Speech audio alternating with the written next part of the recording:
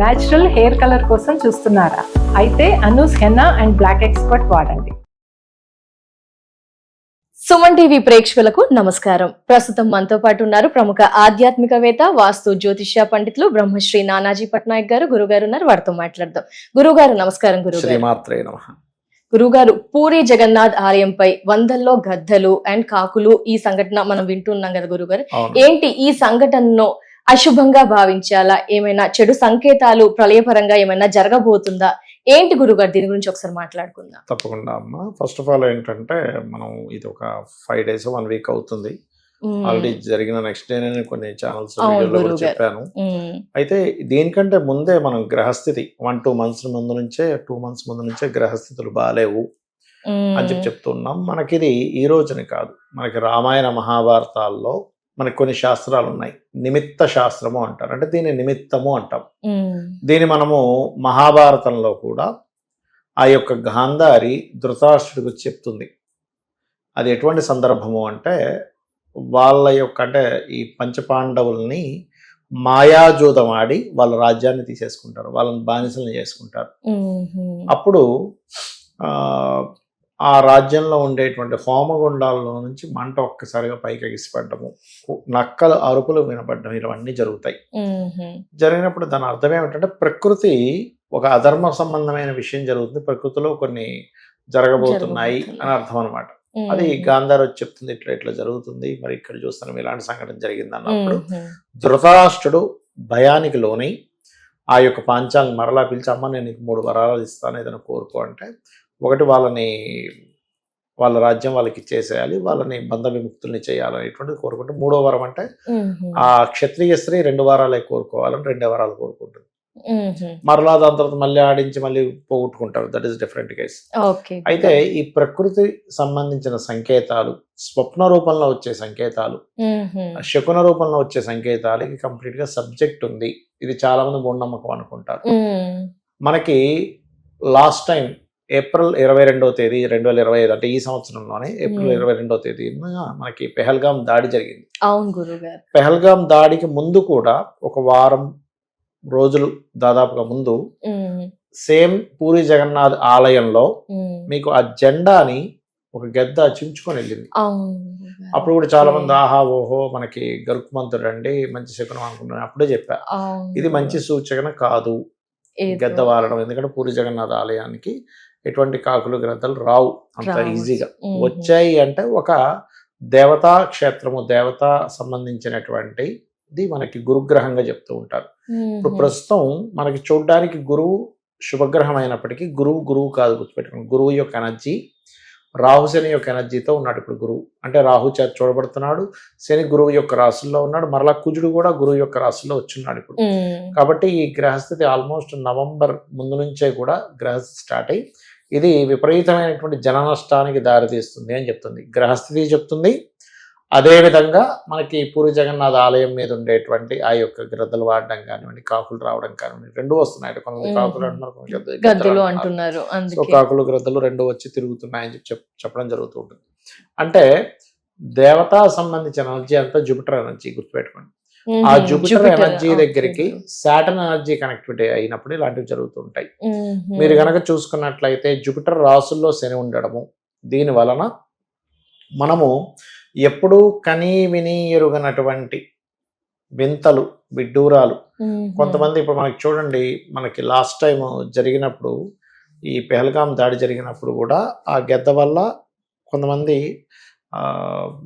వీళ్ళు అంటే టెర్రరిస్టులు వచ్చి అమాయకులైన వాళ్ళని చంపేశారు. అలాంటి అటాక్స్ జరగడం. రెండవది, ఎప్పుడూ చూడనంత ప్రకృతి ప్రళయ తాండవాన్ని మనం చూస్తాము. అసలు ఇలాంటి వర్షాలు వస్తాయా, అరే ఇలాంటివి కూడా జరుగుతాయా అని అనుకునేటువంటివి. సడన్ గా మనం లాస్ట్ టైం కూడా మనం 2 months బ్యాక్ వీడియోలు కూడా చూసుకున్నట్లయితే చాలా క్లియర్గా చెప్పాను. ఏమంటే రాబోయే సమయంలో క్రిప్టో కరెన్సీ కానివ్వండి, అదేవిధంగా మనకి షేర్ మార్కెట్ కానివ్వండి, సడన్ గా కుప్పకూలబోతుంది. కొన్ని అంటే లేనిపోని క్రియేట్ చేయడం వల్ల కొంతమంది ఇబ్బంది పడుతూ ఉంటారు.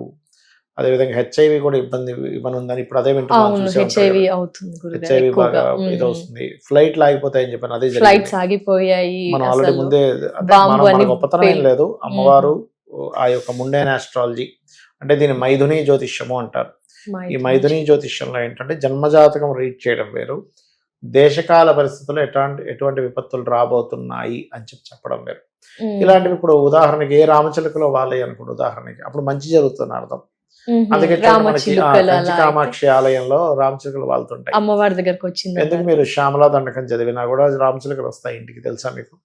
అంటే ఎటువంటి ఎనర్జీ ప్రకృతిలో ఫామ్ అవ్వబోతుంది.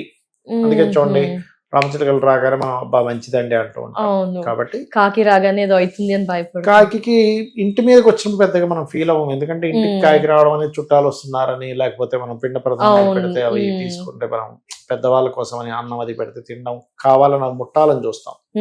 అది వేరు, ఇది వేరు. కంప్లీట్ గా ఇది దేవతా సంబంధించిన పూరి జగన్నాథ్ ఆలయం మీదకి రావడం కాబట్టి కంప్లీట్లీ ఇది నెగటివ్ సూచనలు ఇస్తుంది. కాబట్టి ఇంట్లో ప్రతినిత్యము కూడా ప్రతి ఒక్కరు కూడా దేవతారాధన చేయండి, కొబ్బరికాయ కొట్టండి. ముఖ్యంగా కొబ్బరికాయను ఎప్పుడైతే మనం నిత్యము కొడతామో 100% మనకు ఉండేటువంటి నెగటివ్ ఎనర్జీ అనేటువంటిది పోతుంది.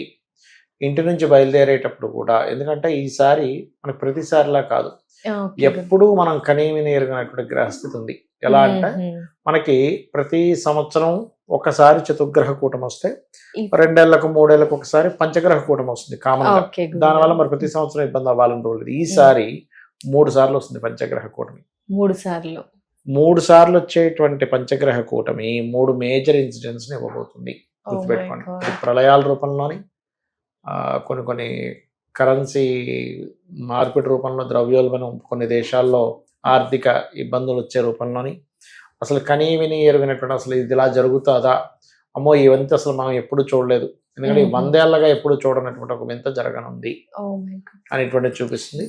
ఇది ఆల్రెడీ మనం 1 వీక్ బ్యాక్ కూడా చెప్పాము, 2 నెలల ముందు కూడా చెప్పాను.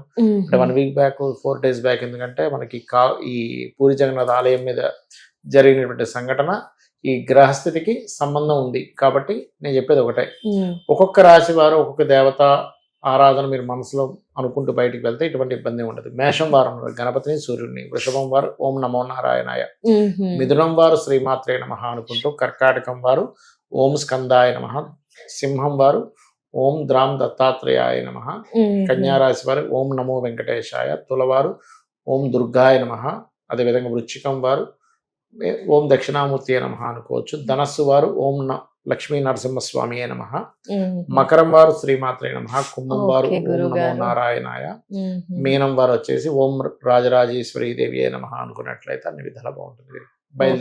బయలుదేరేటప్పుడు కానీ రోజు కూడా చేసినా కూడా చాలా మంచిది. అంటే ఇదేంటంటే రుణరోగ శత్రువుల నుంచి బయటపడేసేలా చేస్తుంది.